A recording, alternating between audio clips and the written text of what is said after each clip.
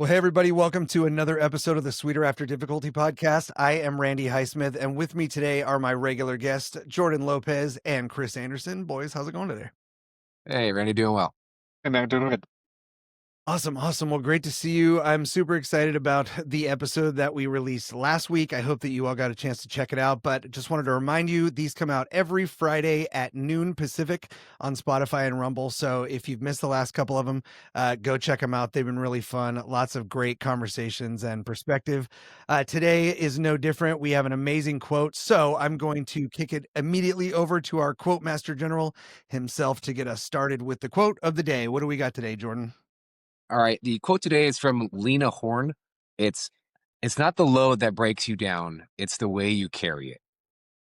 Yeah. I really like this one. I like the just the feel of it right off the bat. It has kind of a cool maybe it's the cadence or the way it's written, but let's read that one more time and then we're going to jump into this like we do. Sure. It's not the load that breaks you down. It's the way you carry it. Yeah. So for right off the bat, we agree with this this Yeah. concept. Yes. Right. It's from just a surface level, right? It's obviously it makes a lot of sense, but of course my brain does that thing where it kind of grabs onto certain parts. So immediately I have a couple of words that stick out, right? So I got the word load, I've got the word breaks, right? And then we've got the carry, right? So load, breaks, and carry. What when we start to just right off the bat, what is it about carrying a load that has the potential to break us down? Right? Before we even get into like how we carry it, but just the idea of carrying it all, right? Just some like extra weight or some um because if there are different ways to carry it, then there might be different ways of thinking about it, right? So I'm just kind of curious what are your initial thoughts on that? It reminds me a lot of I went through like a rucking phase where when I had my shoulder surgery, right, I couldn't do a lot of stuff with exercise in. I can walk still. So, and I couldn't put my plate carrier on. So I'm like, oh, I got to get a rucking backpack, right? And you put like the 20 pounds in it and you kind of carry it around and you feel like that extra weight on you and you do it long enough. And you're like, all right, well, this isn't really heavy anymore. Like, let's put more weight in this thing. I got up to like, I think 65 pounds and you carry like 65 pounds for an hour and you're exhausted by the end. And and all you're doing is walking, right? You're doing what everybody else does all the time. It's just that extra 60 pounds of your body, extra 30% of your body weight or 35%. You're like, it starts to wear on you over time. Like the first 15, 20 minutes, you're like, oh, it's not that bad. And then by 45 minutes in, you're like, this is terrible. Get this stupid thing off my back. And so it's just like that slow burn. I think is kind of why I always think about with these quotes like this. And that's interesting because in that example, you actually listed two different ways to carry the weight, right? So Mhm. I think that's Hmm. going to be a fascinating part of this. Um, so the in that example as well, you started with the smaller amount of weight, right? Mhm. Maybe a manageable amount, right? And so you didn't describe that first weight or that first phase as starting to break you down. You actually described it as like starting to build you up a little bit, right? To the point Yeah. where now you needed to add excess weight. That is a positive spin on it, right? Like it says Mhm. you're getting stronger. Um, so how come we don't think of that the other way, right? Because this one in this example, the quote itself probably isn't talking about you adding more weights to a plate carrier, right? It's talking about the emotional loads that we carry or whatever. Um so why is there, do you think, a distinction between carrying a heavier emotional load and versus carrying a heavier physical load? I would say probably the emotional part is much harder to shed that weight when you're done with it, kind of a thing. Right? Like the physical part's like a tangible, like I can take this thing and put it on and take it off, right? But Oh, interesting. the emotional part, like never. you can bear that emotional burden for months or years even, right? If you have some Yeah. damage in your childhood or like that affects you going forward, it could be with you. You could be carrying that weight till you see a Till you therapist in die. your 60s, right? Yeah. Or till you die. I mean, like, Yeah, or till you Yeah. die, right? I exactly. mean, certainly there are So, examples of people that carry that, all the way, just never yeah. figure out how to drop it. Well, That yeah, is people do interesting. Like, yeah. that's an interesting perspective. I hadn't, like, that wasn't one of the things that even occurred to me. The difference in how easy it is to put the weight down. Well, it falls off you, right? Like a physical weight will fall off you. Like we hear people who lose a bunch of weight and they're like, wow, I feel so light and I feel so like I can move around a little bit. Like I lost 20 pounds. Like, and you pick up 20 pounds, you're like, there's a lot of weight actually. Like, Yeah. Yeah. Right. Yeah. It's interesting that you're mentioning it in terms of like the physical falling off, because I also think in your example, it's not so much that it's falling off because you're also electing to go back and put more weight in the ruck and do it mhm, again. Like once yeah, the 20 pounds in the backpack isn't as bad as what it was when you began, then it feels like the weight is easier to carry. And then you're like, okay, but I still want to keep adapting. I still want to keep yeah, challenging myself. So maybe you do 40, maybe you do 60, right? yeah. It was a pride thing too, though. Like a plate carrier is like very evenly spaced, right? There's weight in the front, there's weight in the back. Right. And so it's like, okay, this is manageable because it's not moving around, but you put that 60 pounds on your back and you feel like I lean into it. Yeah. Right. And this Which is is, like, so that yeah, jumps into how you carry it, right? yeah. Like then it starts to, that starts to be how you carry it. So, I mean, let's go there, right? Like, Yeah. so in that instant, you talked about two different, your plate carrier, you got weight on the front and the back, right? It's distributed Mhm. around your body. You're essentially carrying most of it on your shoulders, right? By the straps that go over your shoulders. And then you can buckle it down to your body. So it just kind of moves with you. It's like adding extra weight to yourself. But when you think of a ruck, literally you're just adding all that weight straight on your back, which is now, it's not pulling your shoulders down evenly, it's pulling them backwards, right? And it's Yeah. kind of thrusting your hips forward a little bit. Um, so why does that break you down? Because it's that, it's because you're not balanced, right? Because you're having to kind of lean You're into it. You're having uneven. to, yeah. And then also, too, the weight is like kind of behind you. And so as you lean into it to kind of take that weight forward, it kind of comes at like a forward angle through your spine into your feet. And you're like, your steps get heavier and your body is harder to move. It's harder to adjust and to step up a curb or because it's Wears you like, down. yeah, There's also the aspect of, like, this isn't the way that my body normally moves, yeah. right? So now I'm using different muscles in a different way, right? There's that Mhm. aspect of it too. Yeah, that's interesting. Well, yeah, like your shoes wear out faster, and you're like, you start seeing these weird little things like, oh, my normal running shoes will last like 6 months, and you start rucking with heavy weight, and you're like, oh, and they lasted like 3.5, 4 months. It's kind of just wearing through these things, like you're wearing Yeah. through your body. Yeah. Okay, so let's flip that back over to the emotional side then. Mhm. Um, how do we decide how to carry the load emotionally?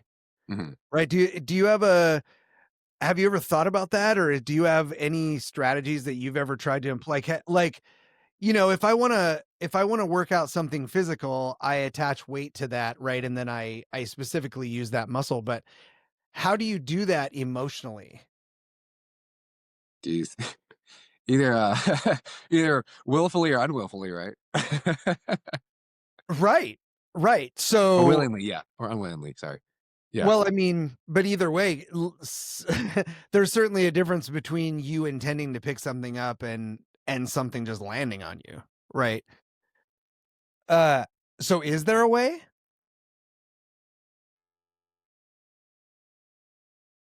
I think there's a tangible connection between the physical and the emotional, though, too.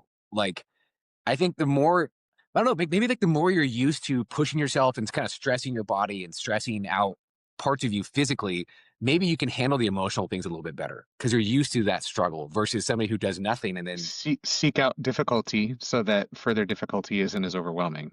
yeah, and difficulty regardless of being physical or emotional or whatever. Like like I don't know. adding I the think if you're extra used to adding the struggle extra weight. regardless.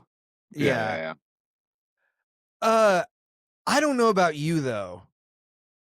I find physical difficulty and emotional difficulty to be vastly different things Yes. to deal with, you know, that have such different effects on my body, um, you know, and my mindset and my how I feel and even how I feel about the heaviness of it or the, Yeah. you know, like, um, it's so much easier to sort out something physical, you know, when you go like, "Oh, how come I can't lay on my right side?" And then I go, "Oh yeah, because Chris was trying out that new thing today." You know, like there's a direct correlation, you know, Well, but I think though the too, Randy, like a big part of it is like I think a lot of the emotional stuff. Like I when you talked about that, I think about like guys with PTSD, right? Because you jujitsu, you know a lot of guys who do military stuff, yep.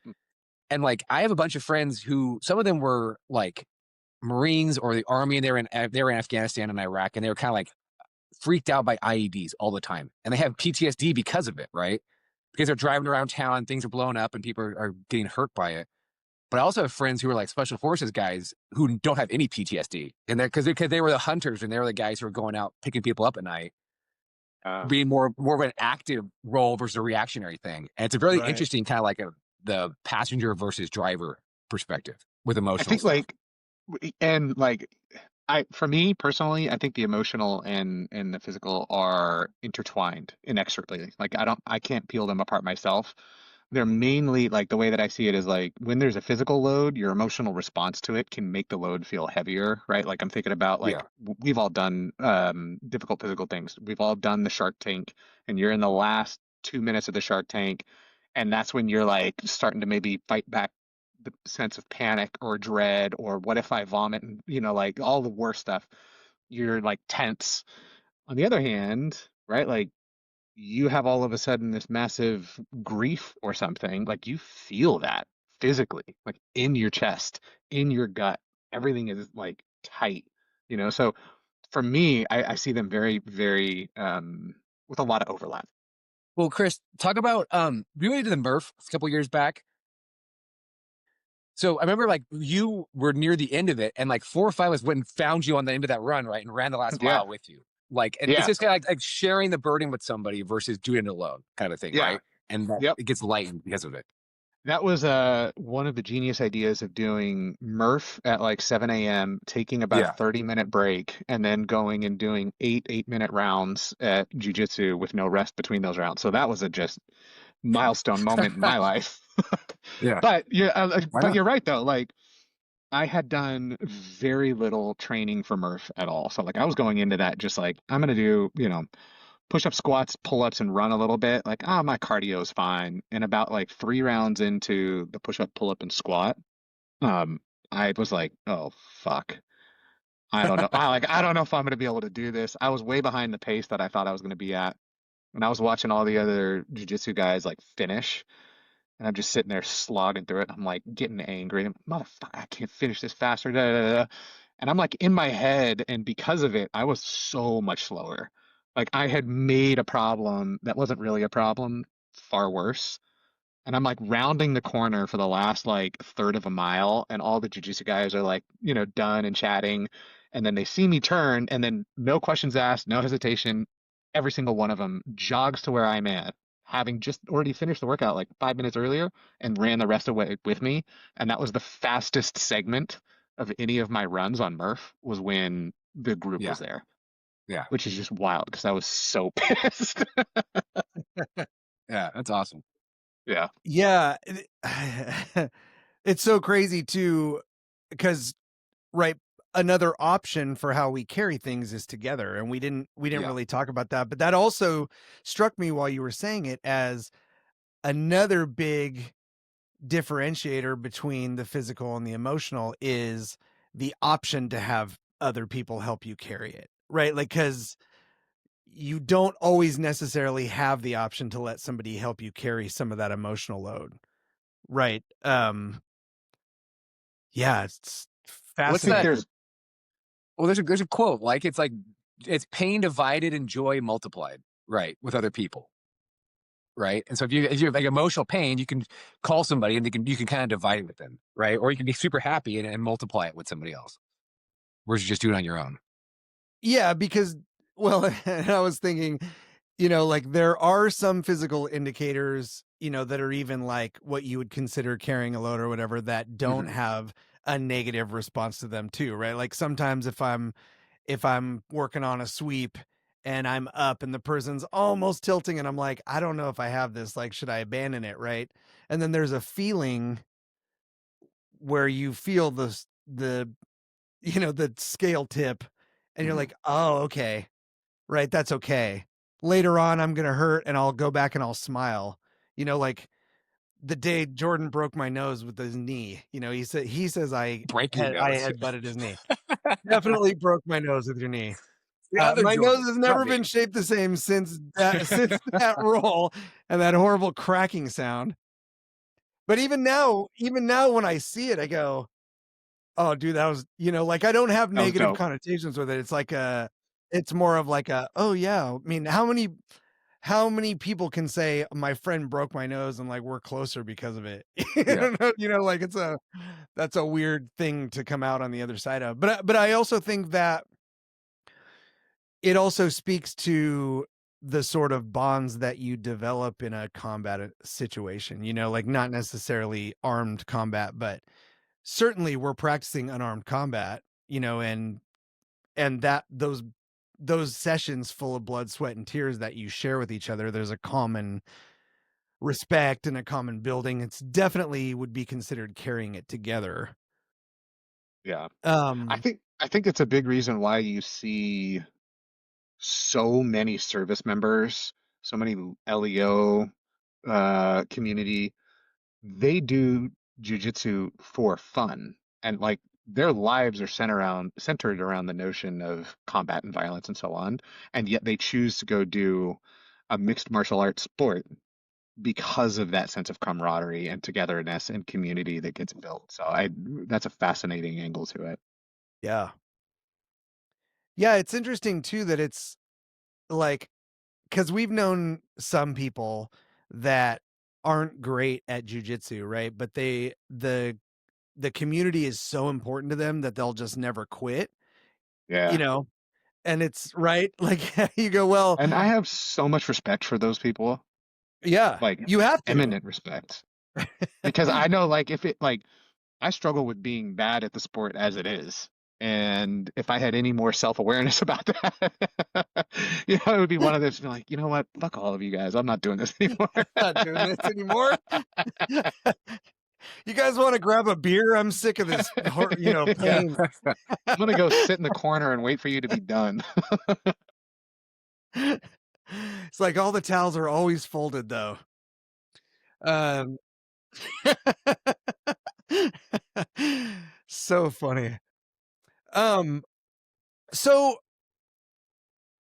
what are some ways that you can identify, or maybe what is the reason why you would ever seek out a different way to carry a burden or a load? Is because if there are different ways to carry it and some of them are more beneficial and some of them are, harder to on you, um, what is the motivation to find a different way to carry it? I think for me, it's like when the load is new or the burden is heavier than you're used to, like reach out to people who've carried that burden before, right? Why not learn from others' experience? Why not talk to somebody who's experienced that before, especially the emotional kind of stuff, right?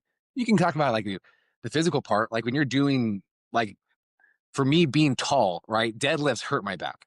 Like, but I can use a trap bar and the trap bar deadlifts get me 95% of the way there and my back doesn't hurt later. Right. So it's just kind of figuring the right way out to do it. But the emotional part of it, you're like, okay, well, do I know anybody who's gone through this before? Like, oh, so and so has it. Okay, well, let me reach out to him and kind of pick his brain a little bit and see what he's still here. Like he's obviously gotten through it. So let's figure out kind of what he did and what Right. didn't do Yeah. and maybe learn from it that way and gain some valuable information for the experience for what's coming or what is. Are there any other motivators besides pain or discomfort that you can think of? Like, I'm just curious because I'm like racking my brain and I'm thinking it's almost always like discomfort or like The unknown, dissatisfaction with something. the unknown's a big motivator for me. Like testing myself, doing something that I don't know if I can do it or not. Oh, Or okay. and it's not Okay. just emotional or not just physical. It's like relationships or friendships or like, oh, I want to get friends with that person. Like, what do I do to become friends with them? Like, or yeah, right. How common do you think that is? Like The active versus mindset of like passive kind of stuff.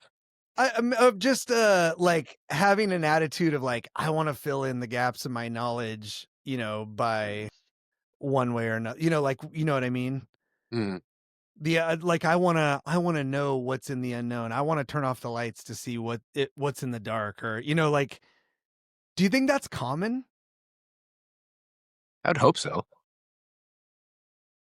I'm just curious like cuz I don't think it's something that I ever talk to people about.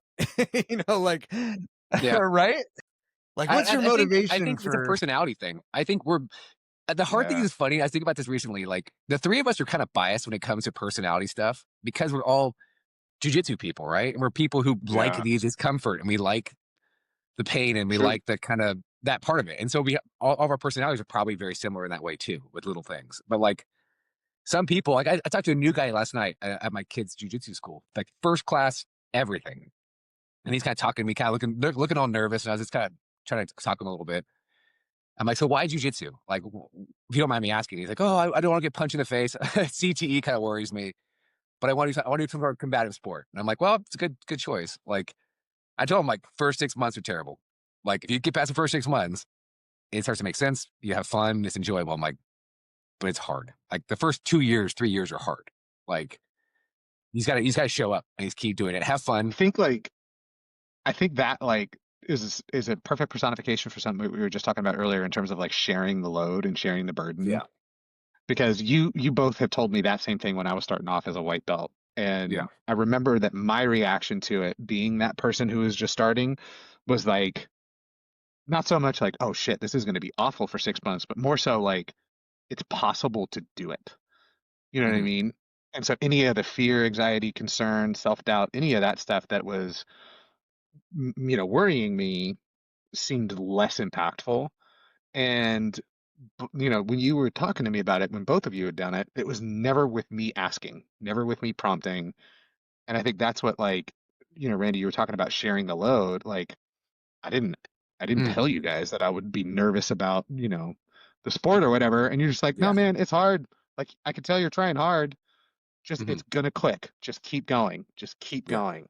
You know? Well, that's kind of like the idea behind that injury prone Instagram page that I run, right? It's like Yeah. letting people know that injuries are part of jujitsu. Like it's understandable. Like because it's hard. Remember, I had my shoulder surgery, dude. I remember I felt like, oh man, all the other black belts, all the guys were my level. None of them had these problems and blah blah. And I was talking to one of the guys at our school, and he's like, "Oh yeah, I had a groin injury. And I was out for like 9 months." I'm like, you destroy me. How are you out for 9 months? He's like, "Oh, this was just out." And I came back and I worked my way through it. And it's just like, gosh, I remember like people need to talk about this stuff. Like we just say like, Yeah. and dude, like we have people now. Like there's a one of the girls at our school like has some foot surgery done, and she got like a boot on her foot, and she's still in the class doing all this stuff, moving all around. It's like it's kind of impressive to see That's somebody awesome. who's like you don't have to be here, you don't have to be doing this, but she's like, nope, she's there, she's all decked out, and she's going and doing what she can, and it's like and it's really kind of a cool thing to see these people who are consistently showing up and doing what they need to do through injury and through issues. And so I think it's a commonality that we all kind of share and we all kind of appreciate each other, like this ability to Absolutely. overcome. Absolutely definitely right. it's definitely tied to the gym culture too, Yeah. because I was talking to Tyler the other day after Nogi, and he was telling me that he went and visited this school, and um, obviously he introduced himself to them, told him he was a black belt, from another area or whatever. He said he just had a really like a rough time, and then it got back to him at some point that this is one of these places where they kind of encourage their upper belts to really thrash, other higher belts when they come in, just so that you leave with the experience of, our school is better, you know, and whatever. It's like a really That's a negative, weird That's thing. dumb. Yeah. really weird, right? But Yeah. that exists, you know, like that stuff is out there, and so I know me, like, yes, I enjoy the suffering aspect of it a little bit. You know, yes, I enjoy the work. Yes, I enjoy the puzzle. Yeah, I love jujitsu, but I do appreciate the community a lot. And if I had stumbled into that place first, I probably would not have stayed. You know, I probably just would have been like, I'm out of here. Right. Like, I think there's a lot to be said for like, I mean, we talk about like how we develop culture in groups, and there are usually, an individual or a group of individuals that can set culture, whether you're at a gym or a book club or at a school or whatever the case may be. And if the culture takes a turn for toxicity, then like there's no sharing of the emotional load, there's no community building, right? And it makes everything go, I think, in the opposite direction. Like makes it worse, right? Well, it's Like you're saying, interesting. Randy, it's like you're Yeah. not going to do it if that's the culture that you're first exposed to. Yeah. And what's interesting too is like, I know we've had experience where you have like the leaders of the group are not the culture setters. And you have like this Yeah. kind of dichotomy between the groups, and you're like, oh, you're in charge here, but you're not saying the culture. Like that's on somebody else. right, It's right. a weird Yep. kind of undercut. But then we have like at our school here, like it's funny because the black belts who coach, the three of us who coach, are super intentional with culture. Like we have meetings, we text, chat each other all the time, talking about what we're looking to do, what we want to, how we want to set culture, how we want to Awesome. kind of determine it, and we're super intentional with it. And it's amazing because for that reason, right? It's just like you have an Yep. active hand on the culture, Yep. and you lead from the front, and people appreciate it. Yeah. It is weird when you have those people that just manage to stay in charge and the culture is so different than what they're trying to Yeah. establish. That's when you start to stagnate, I think. Right? When the leaders aren't on board with the rest of everybody else, I think that's when you start to stagnate. You know, and we've certainly gone through those periods of, you know, where it's like, the school's struggling a little bit or whatever, and then you get the wrong attitude out of there, right? And it kind of changes things quickly. Um, I think like just one quick point on it is like I think a big thing for leaders that are disconnected to the culture is that they believe that their leadership is bestowed upon them because they've had to carry more than everybody else. Mm, And so they walk around with this notion of like, this is how I survived carrying more than you'll ever have to carry, so you do it this way. yeah. And like that's not what building culture is. Like building culture is all about how you can distribute the load for anybody in your community so that it's less harmful to that person. And I think like we've suffered under the notion of like, well, I've had to do it way harder than anybody else here, so you're doing it this way. And that's like, but that way doesn't work for everybody. Yeah. And that Well, it's doesn't not. set up a culture. Yeah, and it's not effective in reality. Like if it Right. takes you 10 years to get your black belt because you have a crappy coach above you and you're a Right. good coach, the people behind you should take them 8 years because you know what you're doing now. You know how to teach the skill, you know how what it takes to be successful. And then if it takes me 7.5 years or 8 years to get my black belt, I would hope it takes Randy less time because I know what I'm doing and I'm pouring directly into somebody. Like the biggest compliment you can give somebody is to be like, "Oh, you got your blue belt in 18 months." Well, the person who I'm coaching got their blue belt in 16 months. Like that's a compliment to me. Like I'm not intimidated by it. I'm impressed by it. Yeah, it's funny that and I don't know, maybe it's just been such a transformational thing for me that I can't even relate to that mindset because I distinctly can remember a time not too long ago when I couldn't do any of this stuff at all. Like, you know what I mean? Like, so all of a sudden I worked hard to get this skill and now I'm better than you. Like, Yeah. you didn't learn anything over that 10-year period of your life, right? Yeah. Yeah. Like maybe you're stronger, but you're not smarter.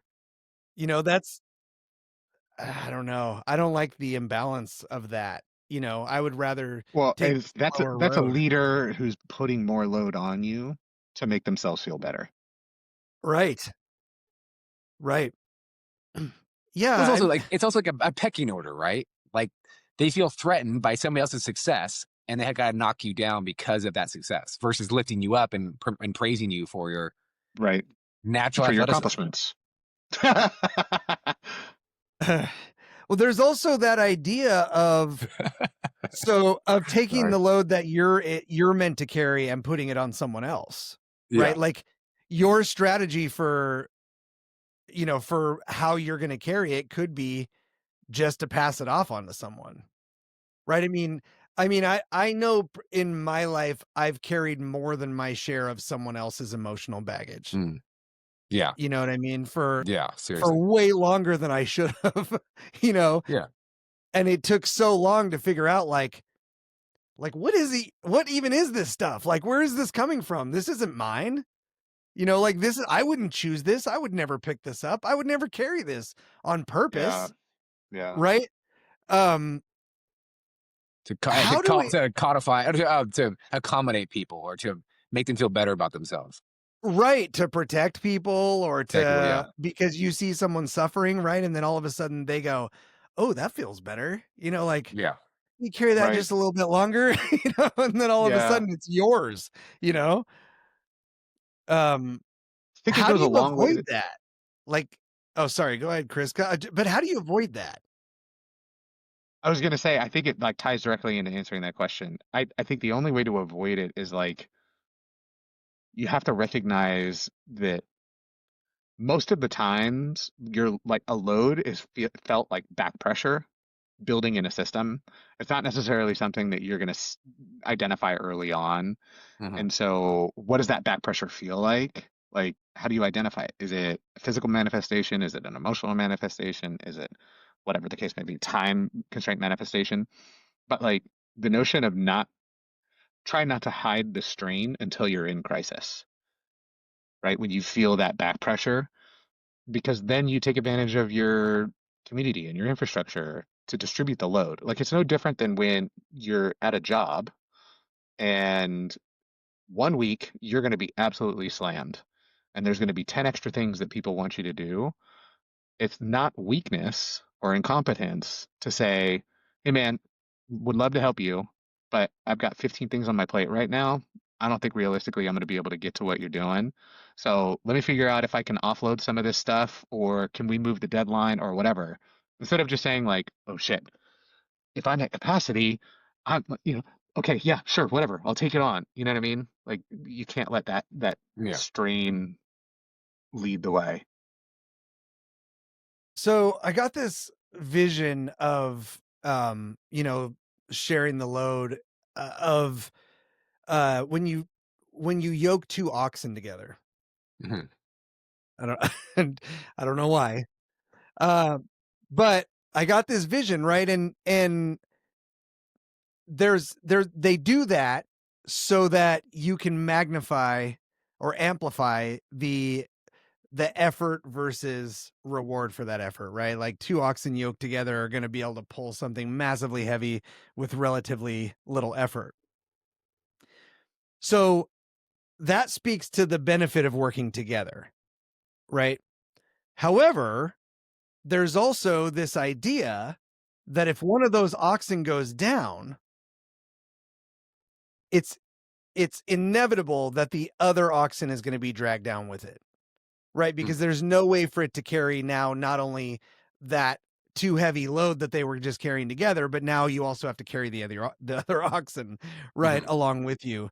Now we're talking about good intentions, but still ending up getting dragged down by someone else, right? Like, I guess the other part of that would be, running up, like someone hurts their ankle and you run up and you put your arm around them, right?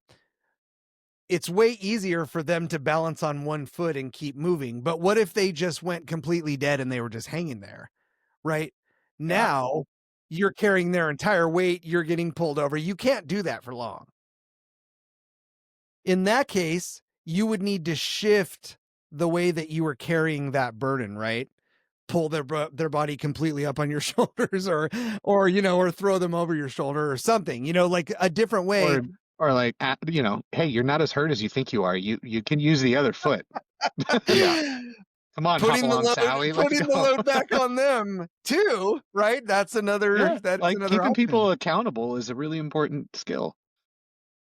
It's a very important skill. Do you think that it's a skill that has kind of taken a little bit of a nap lately in in our society?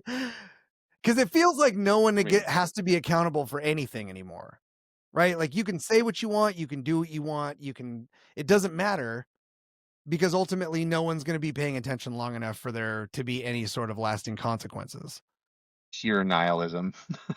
right? Yeah, Nothing matters. Lingonberry pancakes. right. The rules are Um, made up and the points don't matter. right. Right. Yeah. Then why are we doing this again? Oh, now's not the time for questions. Yeah. Yes, exactly. But I think now is the time for questions, right? Like now is the time to wonder. I think that's an important part of this quote, is if we think about the emotional burden, the societal burden, the burden we feel for each other, the desire to carry or to help lift people up so that we can get into a better place, and then the feeling burned by the lack of accountability or the lack of reciprocation or effort on anybody's part. It's exhausting, right? I mean, how do you inspire other people to want to carry their own weight again? hmm Yeah, I mean, like, how is there even a way to do that? I would say probably traumatic events can kind of shock people's system, kind of shock them out of their stupor they've been in, right? Or I don't know, shine a spotlight on Certainly. what has led to Yeah. this point, and now it's like a sink or swim kind of a thing. And I and think it's like that Yeah. and the funny thing is like for me, like on a personal level, like I love like that the sink or swim kind of mentality. Like either do it or don't do it, but you need to make a decision, right? Like shit or get off the pot. There is no try. Yeah, there's yeah. no try. Do or do not. But yeah, I but think I a think big thing events is can lead people to that realization, like life events or decisions and choices and repercussions, like all that kind of stuff will shine a light on people's lives. And who were you the last 15 years, 16 years? Not today, but who you were leading up to today, right? Because it's so convenient that we all live in this world. It's like oh well, this a traumatic event happened to me. It's like, well, okay, well, what happened over the last 15 years that led up to this point, right? Like all we have is the life that we've lived and the choices that we lived that have led us to this point, and we can't shed the last 15 years and only look at right now and the choices you've made up to that time. Do you think that's like a tied to like a deferred payment mentality? Yeah, delayed Like gratification. I Yeah, can swipe the card now and get what I want, right? Not delayed gratification, the opposite, right? Like yeah, instant gratification, buy now, pay later by extending your cost. by extending it, and yeah. then you're like, who cares what the interest is? Like I have no vision for what happens tomorrow. I Yeah. just want what I want today. Well, I'm listening to that book, No Country for Old Men by Cormac McCarthy. Mm. I love. As an author, I love him. I've listened to all of his books. I drive so much for work. I'm like just hit play on my phone and just go for it. And they actually kind of talk about that, like how the society that we live in now, and how like the steps that have led to this point now, and kind of like people don't like to look backwards and be like, how do we get here? What were the events that occurred to get to this point? It's kind of like everything's on fire, put the fire out. But it's like, but why did the fire start? What led to this situation? And so he's had a really interesting kind of perspective on that within the book. Yeah, yeah, great book too, by the way. So how do we reintroduce that idea? Then how do you start holding people accountable? Because I always have associated accountability with a couple of different things, right? But one of those things was you needed to be willing to be held accountable, because Yeah, that's if what I was just going to say Yeah. too. right, um, because if not, it's just someone telling you what to do and you don't care, right? Like, Right. Yeah. Like it's like trying to get your kid to eat something that they don't want to. It's like if they're not hungry, it's a whole hell of a lot harder. It's not Yeah. impossible, and it's right, not going to be easy, but right, Yeah. if they're hungry a little bit, that's the common ground. Like start there. yeah. So how would we start to find those common ground places like that, the places where we could potentially have an impact, and just on a like a cultural level, and if we're out and about, or is there a way to affect that kind of change? Or I think so. I think it just is a matter of scale, though, right? Mhm. Like if the expectation is creating a movement around a concept, certainly possible. I think the thing that would draw my interest around the notion of accountability would be more around like nobody has succeeded in life without a gigantic path of failures that you've never seen. Yes. And if you recognize that it takes 20 failures to get to one success, the idea of accountability becomes the secret weapon to that one success. Because Mm. we had the episode about holes. If all we're doing is helping somebody recognize, hey man, you're in a hole and it's kind of just getting deeper, that's accountability. Like you can hold somebody accountable that way, right? Doesn't mean that here's how to build a ladder and here are the materials that you're going to need, right? Like right. it's like meeting them where they are. Yeah, because I think that the other part of that is if you want to have true accountability, you have to have some sort of an authentic relationship with that person, right? Like 100%. whether 100%. they trust You you or got to have not, that right? trust. You got to have that. Yeah, Yeah. I mean, you have to build it, right? You don't just meet someone one day and go, "Hey, you know, you should change this about yourself." Yeah. But I would also say though too, on the flip side, culturally though, there can be a lot of cultural control and cultural impacts upon people within having a style of behaviors like that. Like you guys have come out Certainly. here. Do you come to the South? The South is different. The Deep South is different than California. Like people hold the door for each other here all the time. Like grandma will hold the door for you as you're walking in behind her. Like it is a thing that people do. And they, the yes sir, yes ma'am thing is like prevalent, and it's interesting because it's not California at all, and it's becoming. I'm very interested, kind of going back to California next week, like how naturally I do all those things now The here. differences. Yeah, and be noticing that and be talking in the way that the Southerners do that I've been doing for 3 years now, right? See how people in California react to it when you do those kind of things, right? And it's second nature now for me to be that way, to be polite, to hold doors, to call people ma'am and sir and stuff like that. But that's not California at all. It's a great point too, because you could model that behavior and have it go largely unnoticed, Yeah, right? exactly. Like, so I think that Chris's point is valid too. Your best bet is probably just to focus on the relationships that you have and building trust with each other, so that, and not with the intention that eventually you'll be able to hold them accountable, but so that eventually they can hold you accountable, Hmm. right? Like, and then Like it's that like a door's feedback open loop, right? I think for like getting back to right. the original quote, right? Like accountability is a wonderful feedback loop that's going to let you know whether or not you're carrying the load in an effective way for you. Yeah. Yeah. Yeah, and I think people avoid accountability for those exact reasons, right? Like nobody wants to be told they're doing something wrong, or that they've made a Well, wrong choice, or that, and then like whatever. yeah. Well, the crazy thing is too is like when you inform somebody of something and then they take it then they get offended by it. You're like, hey, I need this is what's going on right now. I need you to fix this stuff in your life because it's not working right now. And they go, how dare you say that to me? Like, Yeah. and you start seeing these situations. You're like, well, now what do I do? Like, I'm trying to help you with your accountability, and you don't want to be held accountable by me, and you should be held accountable by me. Right. Well, now what? Yeah. Yeah, and I found that most of the time when I get the most offended by people holding me accountable, it's like when they're just too close to the bullseye. I'm like Yeah. I'm like, "Oh, you think I need you to tell me I'm fat? Okay, well, I appreciate that." Oh, yeah. You know? Oh, great. And then I'm like, "Okay, no, I know. I know. Yeah. Thank you. Thank you for your accountability." Thanks, Granny. Um, right?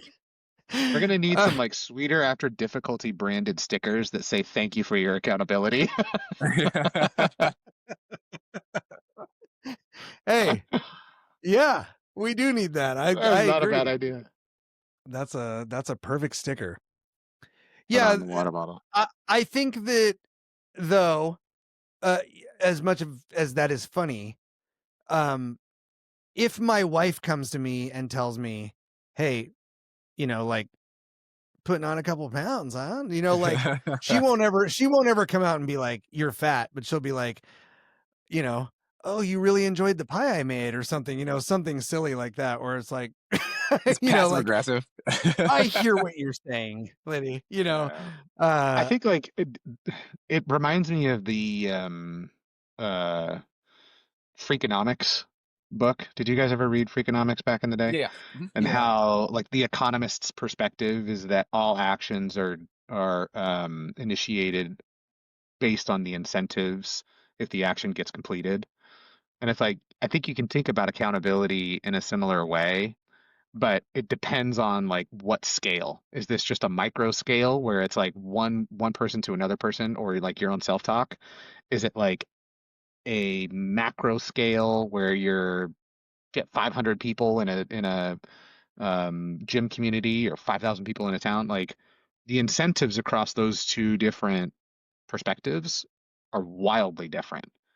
And like if I'm trying to hold somebody accountable in a one-on-one relationship, it's super important that I understand what they're incentivized by and use accountability to line up to that so that something can get done.